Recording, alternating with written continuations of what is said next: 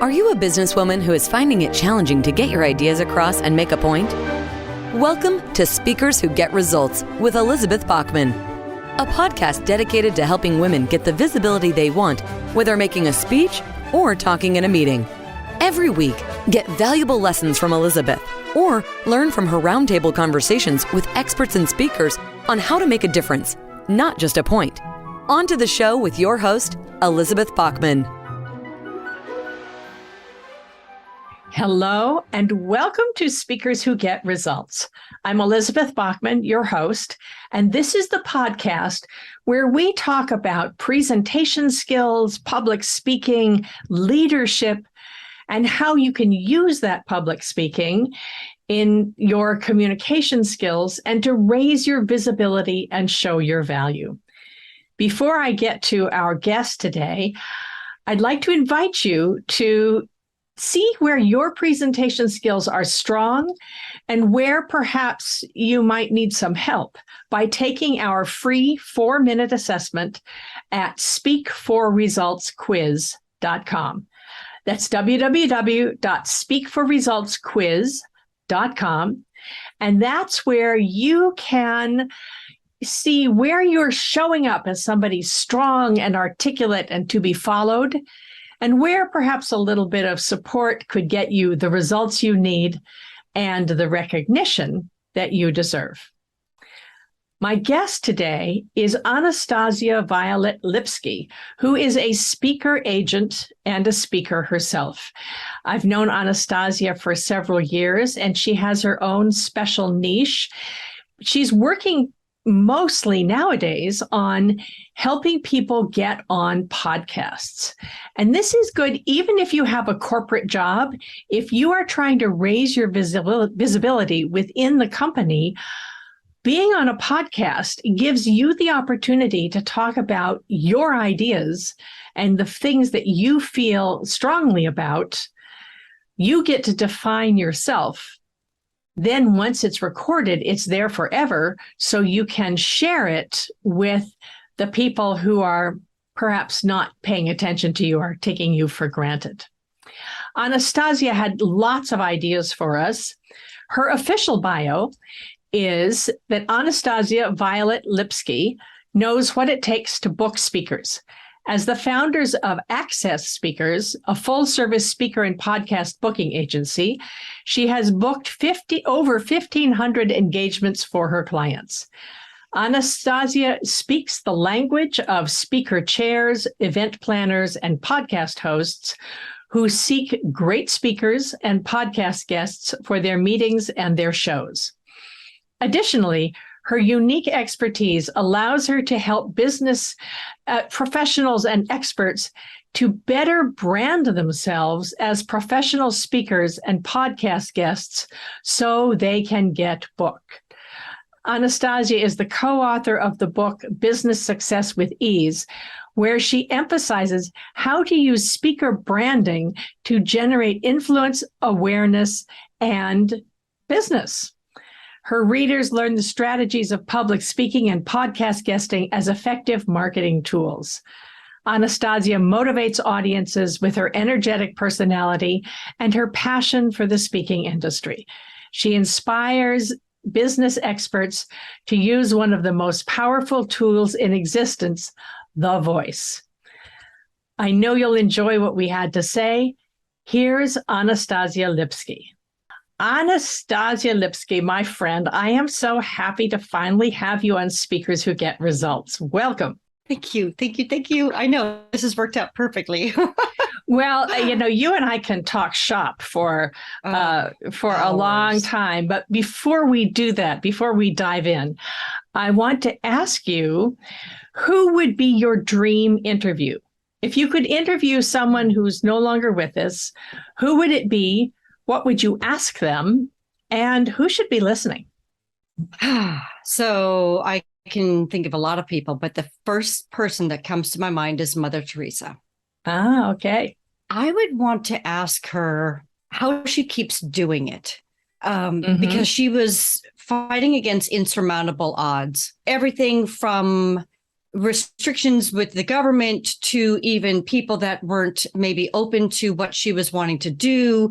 Lots of red tape, which a lot of us who try to do anything in life can run into, especially when it's a ministry, if you will, that you're trying to really support people. She was the queen of giving and giving and giving unconditionally, never expecting anything in return. I admire that. And I like to think of myself as being an unconditional giver. But there's also this part of me that still will kind of have this little background noise in the back of my head, like, where's the reciprocity? Where's the quid pro quo? Like, I'm doing this. And if I think about business, perfect example, LinkedIn. Okay. We take that. We see people that are sharing things, and it takes a moment to respond, to comment, to answer that question on their poll, to just give them a like or something like that. It takes a moment. And yet, how often do we put things out there and we don't get the types of responses that we're hoping for that's going to help us with our visibility? And so I give and give and give, and I'm always, sharing and commenting on other people's things, and I do get them in return, but sometimes not as much as I would hope. And I get this thing in the back of my mind, like, why? Why am I not receiving more recognition from my peers when I comment on theirs all the time? And I catch myself, and I remember, giving doesn't always come from the same person. Right. And we know that. Right. And I feel like Mother Teresa really shared that. I am so blessed and get other people who may be in a completely different part of my sphere of influence, as we like to refer to it, that do give me that attention and notice, and it makes me feel good. So it's not always going to come from the same source. So I'm being just completely vulnerable and honest, pretty authentic, if you will, because I don't have the ability to completely separate myself from that. And though I'm not doing it specifically to get a response when I give to people, and just everything I do in my life, when I give away too much information or something like that, I get to look at that and think it doesn't matter, because I just want to put it out there. Mother Teresa had to be in that space of it doesn't matter. And maybe she even reached out to people to help them and support them, and they didn't want it. And that's got to be hard. So it's like, how do you keep doing it? How do you wake up every day and still keep doing it and not even look for the recognition, because it's not always coming. And she was a very humble woman, and I think it's beautiful. Okay. All right. I have a couple of thoughts about that. I mean, I think Mother Teresa was not as humble as she really thought she was, or as she put out there. I often wonder if she was kind of like Joan of Arc. She heard the voices. But she did this for a long time. So I would always want to know what it was like for her as a young woman to move ahead. Yeah. And she must have had helpers. She must have had helpers that don't get any credit. But I think that would be interesting. That would be. Anastasia, I'm here to ask you for your expertise. This is something that I speak about a lot, but you do this full time, which is get people speaking engagements and particularly podcasts we're talking about today. So why is it? Tell us, please, why speaking is such a great tool to gain the visibility you need to be visible. Well, first off, in particular, if a person, what they're trying to get visibility to is who they are, what they're about. So they are the service. Okay. It's them. It's not a widget, but it's them. Right. When you are speaking or podcast guesting, and having an opportunity to be interviewed and share your expertise, when you do that, that allows you to really give people a taste for who you are. I like to think of it as sample advertising, which is one of the most powerful and effective types of marketing that exists. Sample advertising. So people get a taste for who you are and what you do. And when you present and you do it with authenticity. You do it to bless the audience, the listeners. When you're doing that, you're not pitching your stuff. You're just sharing. There will always be a certain percentage of people that are going to resonate with you. And people like to buy from people we know, like, and trust.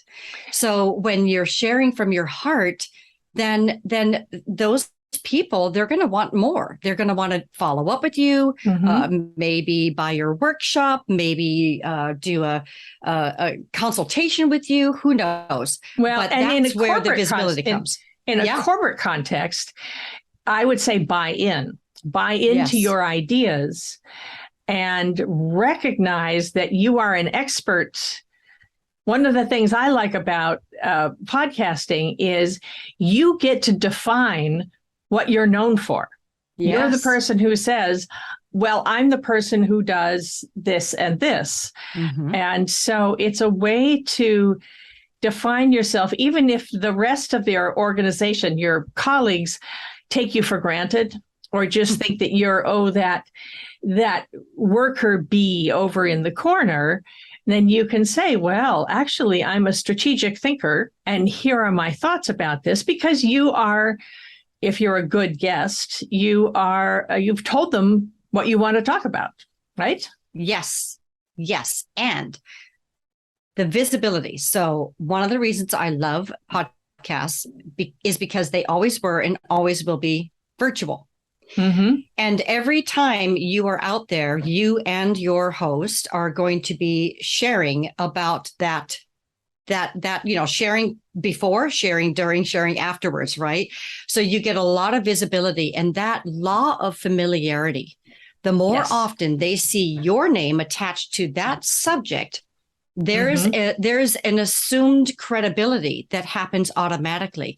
So if someone, maybe they are in a corporate position and they're out there and they are speaking on this topic that they are really connected to, their name is going to keep popping up. And the more they do it, the more they own that space.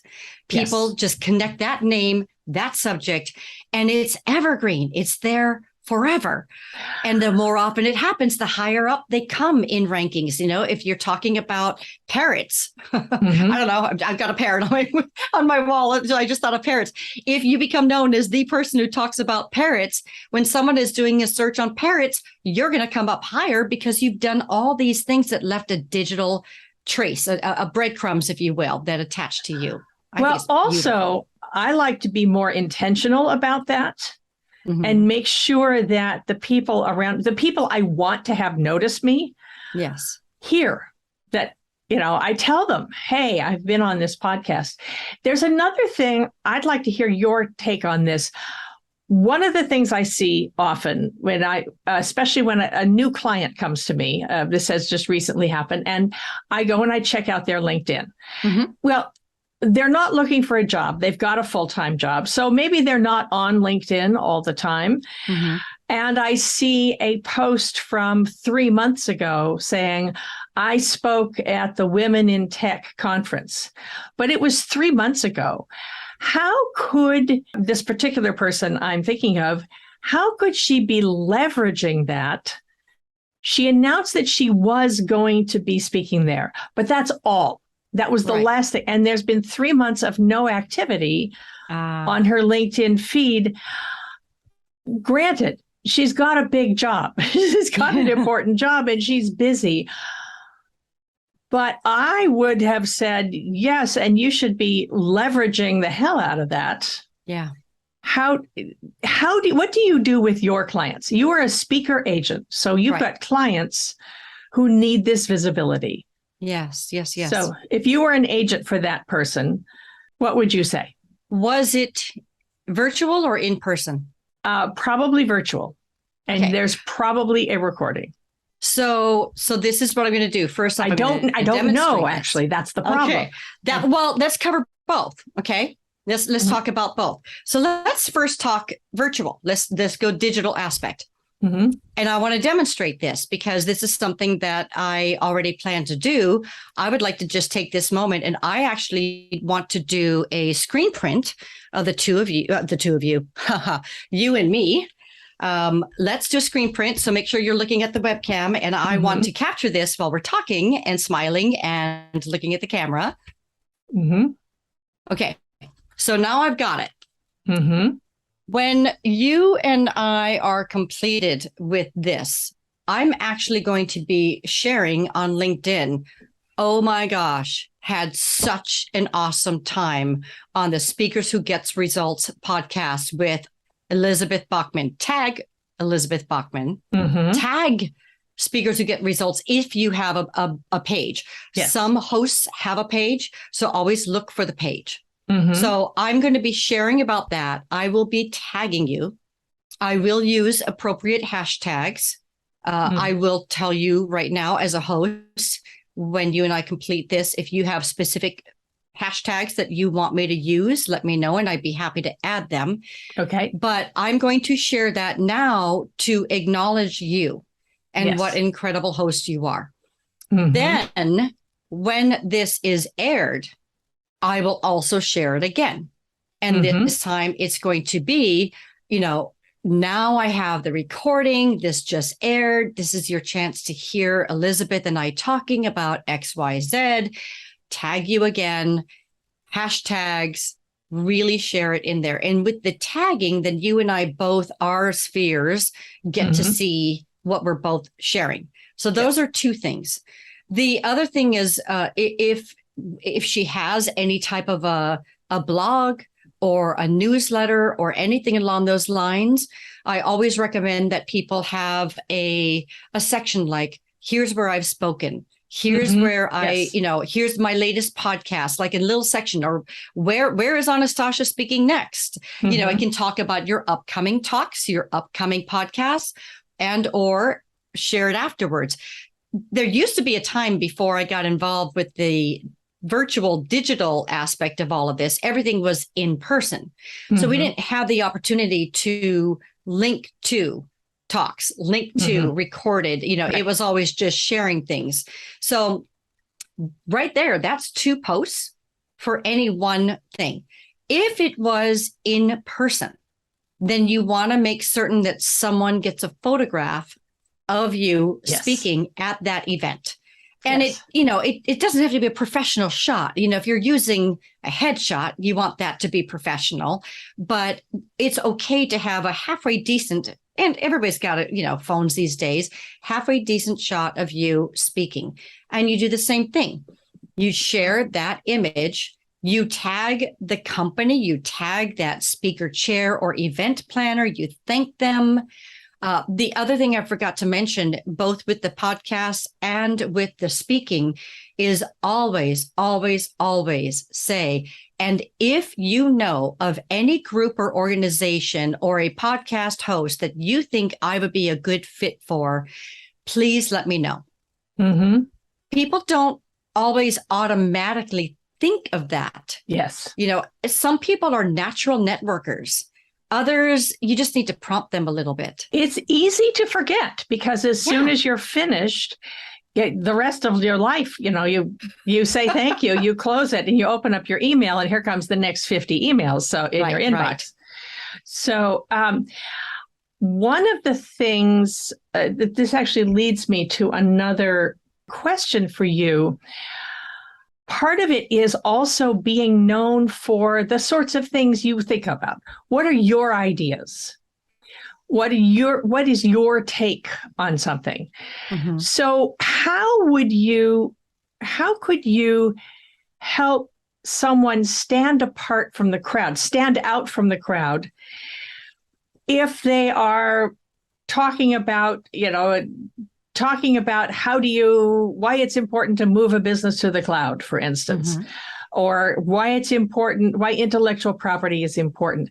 What makes somebody different so that the podcast host is going to say, oh, that's somebody. I know that happens to me. I get podcast requests all the time. And most of the time it's someone Yeah, well, I'll tell you my pet peeves, but let me see if you solve them first, and then I'll tell you the ones that bother me. Yeah. Yes. Okay, so if I'm understanding you correctly, you're asking how can a person, in essence, differentiate themselves from other people who may be in their same space? Correct. Is that what you're asking? Thank you. Okay. You said it way better than I did. Okay. Yes. So a person needs to know that. So the first, there's a few things. They need to have real clarity on who is in their space and see what's different about them. I can use myself as an example. I've connected with many other podcast booking agents. There aren't other free speaker agents. So that is a very unique aspect of my business. But when it comes to booking people on podcasts, there are many, and many that have been around a lot longer than I have. And I've connected with these people, and they're awesome. And none of us seem to feel like we're competition with each other. But after each conversation that I've had with these people, I've gotten real clarity on what's different about me, what's different about my services, how I handle my process very differently than these other people, because I've learned a little bit more about them and they've learned about me as well. So I have that understanding. So for me, I'm able to talk about the fact that we have a very high touch agency, that we don't take a template and send it out to multiple hosts. We handle everyone one at a time. We also allow our clients to choose which podcasts we book them on. So they are not fully empowering us to book them on what we feel is the best fit, but that we say, hey, do you want to be on this show? And we will try to get you on if you say yes. So these are things that I know are different. So I'm able to share that. So that's the number one thing. The second thing that's kind of tied into that is doing your own due diligence when you're considering offering yourself to a host, and make certain that you know that show, to listen to it, to be familiar with their target. If you go to Apple Podcasts, there's always a descriptive text that tells you, sums up what this podcast is about. You can look at the last 10 episodes that a person has, the host has interviewed, and they have 3 lines that gives you a summary of who that person is, the guest, what they're talking about, et cetera. So you get a sense for that. You also get to see if they even have guests and when their last episode was. Because if they haven't done a podcast in 9 months, don't reach out to them. Yes. Or if they don't have guests, don't offer yourself. Like, do your homework first and make certain that you align with that person, so that way when you're reaching out to that host or that producer, you can say, I really feel I'm a great fit for your show because, and be very specific. And in particular, I always tell people, if you listen to any of them and you can say, because I really resonated with Sally Jones on episode 239, when she was talking about XYZ. I also speak on that same subject, but from a different viewpoint. And I feel my message will complement, or supplement what she had shared. When you do that, that host or that producer knows that you took the time to look into that and make certain that you're aligned. This is energy. You want to be in alignment. Sometimes I will answer someone who says, oh, and I want to be on your podcast. And I will say, did you even look at the website? You are so not what I talk about. Yes. And sometimes it's someone with, they will suggest, I get calls from agents all the time, and they'll suggest someone who's fair enough, that might be a good fit. That's actually not something I talk about. I had one this morning. I said, actually, I don't go near that area, but thank you. Good try. Yeah. Here's who I am looking for. Yeah. Because I'm happy to work with an agent if they have the kind of guest I'm looking for. Absolutely. Talking about all of this, though. Yeah. That sounds like a lot of time. Oh, yes. So tell me why it's worth spending the time to do your due diligence, and why it's worth having a service, an agency like yours, to take some of that time away, because time is the most precious commodity for most of us. Absolutely. Absolutely. I am a firm believer in quality versus quantity. Okay. So you can take some shortcuts. You can take the shotgun approach. You can come up with a template and send it out to a whole bunch of people, and you are going to get lucky. In some cases, that host is going to look at you and be like, oh, yeah, that works. Or maybe the host, there are hosts. You want to be careful. There are shows out there that they don't do their due diligence. They have not taken the time to learn anything about their client. Maybe that host is not really proficient at sharing and being very visible on behalf of their clients. Those are, if you're using this as a marketing strategy, you want to make sure that you're going to get the most bang for your buck. So if you're going to spend... And just to say that, if you're in an organization and you're trying to be promoted or taken seriously because they're ignoring you, then this is a marketing strategy. Yes, yes, yes. And you can do yourself more damage, especially because remember, it's evergreen. You can do damage to your reputation and your brand if you end up on a show that you're misaligned with. Yes. So it doesn't behoove you. It's not a numbers game. You know, you can throw the spaghetti on the wall and see what sticks, and maybe you'll get lucky. But, you know, is it really going to be a good quality interview? I myself would rather be on less shows, but have them be really good ones, and also develop a relationship with that host. You and I know each other, but when I'm being interviewed by another host, I connect with them. I follow them on LinkedIn. I'm responsive to what they share on LinkedIn. I will listen to an episode and I will even rate and review their show. Like, I'm doing all these things, you know, coming back to that a golden rule idea of doing unto others, right? So if I was a podcast host, what would I want in the perfect guest? And when you do these things, it really helps you to develop a relationship with that host that just feels better when you're having the interview. They like you. Yes. You know, it's just that simple. They like you because you're kind. You are doing these things to support them, and that you also get it. You understand the marketing aspect of it. So yes, it does take time. It doesn't have to be a lot of time. You can listen to a podcast while you're brushing your teeth, driving in the car. You know, it can be happening in the background. Speed it up. You can listen at 1.5 times. Absolutely. Yes, you can. Yes, you can. Or double time even. It's a little strange at double time, but you can do it. Yes, you can. It only serves you, and you will be a better guest. Like your question, you know, I already knew. Because I've listened to enough of your podcast that I know you have this one nugget question that you like to ask. I knew that ahead of time. I already knew I was going to talk about Mother Teresa. You know, I could have answered that if it had been an impromptu, and we can't prepare for everything. Right. But what you can prepare for, do. Why not?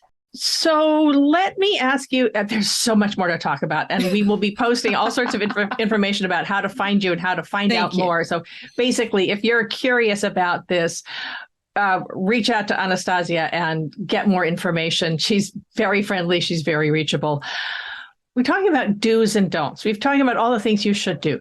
What are things you should not do? What are the mistakes you see people make? Either mistakes on their one sheets or mistakes on as a guest. Okay. Let's talk one sheets because that's fresh. So a one sheet, for those who aren't curious, that's as a one sheet or a speaker sheet. It is basically your information on one page, more or less.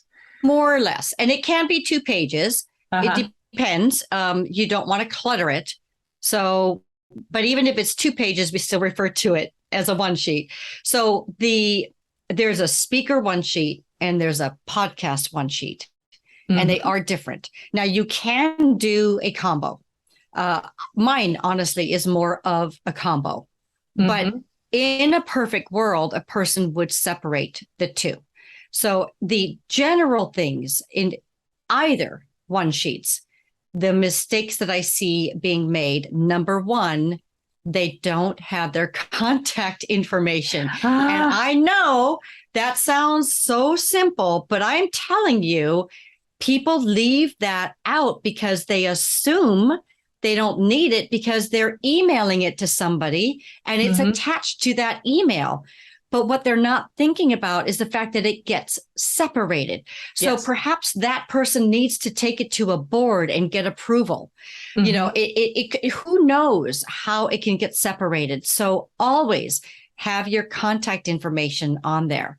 And otherwise it's extra work for the host, which makes the host absolutely annoys the host. You don't want that. Absolutely. And what's groovy is now everything is digital. Back in the day, as you know, because you've been in the speaking world forever, you used to print them, right? Yes. And then you wanted to use every one of them before you had to print them again. So people didn't update them very often, and they could get outdated, et cetera. Now everything is digital and you can make active links in everything. And that's very helpful. So you can embellish things more. You can link to all kinds of things. So there's that. The other big mistake that people make is that they forget that the idea of the one sheet is to get you booked to speak or on a podcast.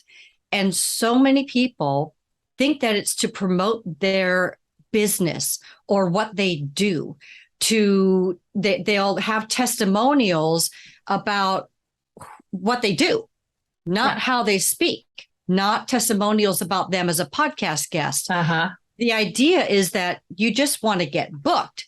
Then when you speak or you're a guest in a podcast, that's when you have the opportunity to shine and share your expertise and your credibility. So that's the second biggest mistake. And I could go on forever, but I know let me just talk about a separation between the two. A lot of people get confused about the difference between a podcast one sheet and a speaker one sheet. And the primary difference is that in a speaker one sheet, you are promoting about who you are as a speaker and your topics, what you speak on. And so your topics you'll have generally like maybe one signature talk that you're going to highlight a little bit more, where you have a really compelling title. Right. You have just a quick paragraph on the pain points of the audience and how your talk is going to help that. And then you have some key takeaways. And then you can have, Anastasia also speaks on blah, blah, blah. So that's one way of doing it. But you're highlighting your signature talk or signature talks. And then everything is geared to how you're a speaker, is your testimonial, speaking, not podcast guesting, where you have spoken before. These are places you've done presentations. So that's the speaker one. The podcast one is just the opposite. So your testimonials are about you as a guest. You can have sample interview questions. You can have a general thing about what you talk about, your credibility and expertise. But you're not necessarily going to have a talk description because you're not doing a presentation. You're having a discussion, a dialogue. So it's really more about the types of things that you're going to talk about, and those testimonials and what podcasts you've been on before to give them a sense that you've done this a lot. And of course, you can link to the recordings behind it. Now, you're not going to have an ugly URL, but people can still click on the name of that podcast and then be able to actually hear you. One of the things I find that I've started doing on my I have a podcast guesting sheet, and because it's digital, it's a Word document, so it's easy to copy and paste. But I also include things like the origin story, where I grew up and so forth, because that's the sort of thing that it's asked in an interview. It's not asked in a speech. Right. So Yes, I will talk about, growing up, where I grew up, and, one of three girls, something like that, because people ask that all the time. Absolutely. And then I will say various things. And then I will also include a link to a page on my website, which has headshots and shots of me speaking. Nice. So you want to have a link to good pictures of you speaking, or with, standing in front of a brand name where you've just spoken, or at a conference, things like that. Yeah, absolutely. So, nice. Anastasia, I could talk to you forever, but I want to keep this manageable. Tell us quickly how we find you. We'll post the link as well. Okay. Easiest thing is just go to accessspeakers.biz, B-I-Z. And there are 3 S's in the middle. So just my company name, accessspeakers.biz/thank you. That will take you to a page that if you would like to get my ebook on using speaking to grow your business, you can sign up for that. And it gives other information about my free monthly Q&A, which is the speaker agent access to pick the brain of a speaker's agent. Like, all that is there. And I'm also going to suggest to all your listeners, if they are using podcast guesting, speaking, etc., as a marketing tool, have a page that you can direct people to that has everything in it. And if people want to check out what I've done and go to accessspeakers.biz/thank you, you'll see an example of what I've done. I have a video and I have links, and, they can get my ebook, etc., all on that one page. Easy peasy. Easier for the host too, because you only need to drop one thing. Make it easy. Make it easy. Make it easy. Yes. Make it easy for everyone. Yeah. I will say, as someone who is both a speaker and a regular podcast guest and a podcast host, get help. It's the other thing about getting help and having people who are out there hustling on your behalf is that it keeps you in motion. Yeah. If you're waiting for when you have time to do that research, it'll never happen. And suddenly 6 months have gone by and you haven't been on any guest. You haven't been like that person whose LinkedIn profile I looked at and I said, okay, she hasn't posted in 3 months. That tells me something. I try not to make value judgments about it, but now that we've signed the contract, we're going to change that. We're going to upgrade that. Yes. So that, because LinkedIn is where people go. That's where they go to find that out. And you're going to want to know that. So Anastasia Lipske, I am so happy to have had you. I hope everybody calls you up and says, how do I do this? How do I do more? If you're interested about the content of what you want to say, talk to me. If you're interested in how you get booked, talk to Anastasia.